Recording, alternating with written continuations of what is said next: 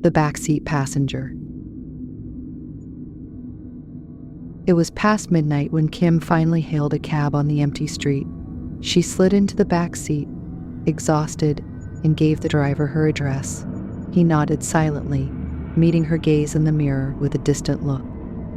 As the car moved through the quiet, dimly lit streets, Kim noticed something unsettling about the driver.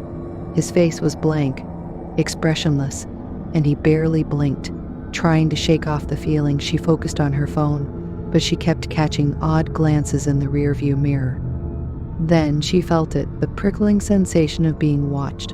Her eyes flicked up, and she gasped. In the backseat mirror, another figure sat directly behind her, cast in deep shadows but with just enough light to see.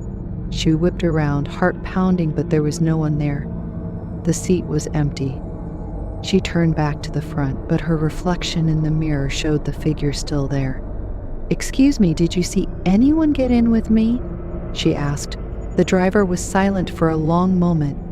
Then his eyes met hers in the mirror, and he spoke in a low, hollow voice.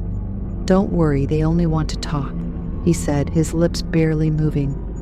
Her heart thundered, and she felt an icy chill creep down her spine. She wanted to leap out of the car, but the doors locked with a loud click. Her hands trembled as she grabbed the door handle, pulling with all her strength, but it wouldn't budge.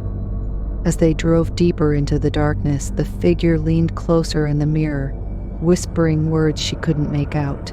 Kim covered her ears, shaking, desperately trying to drown out the sound. Then, as suddenly as it started, everything fell silent. She looked up, the figure was gone. The car was now parked in front of her apartment. She scrambled out, gasping for air, her hands still shaking as she turned back to look at the driver. But when she met his eyes, she realized with horror that they were no longer human. They were hollow, black, and endless. "See you next time," he whispered, a voice so empty it barely seemed real before driving off into the night, leaving her alone on the dark, silent street.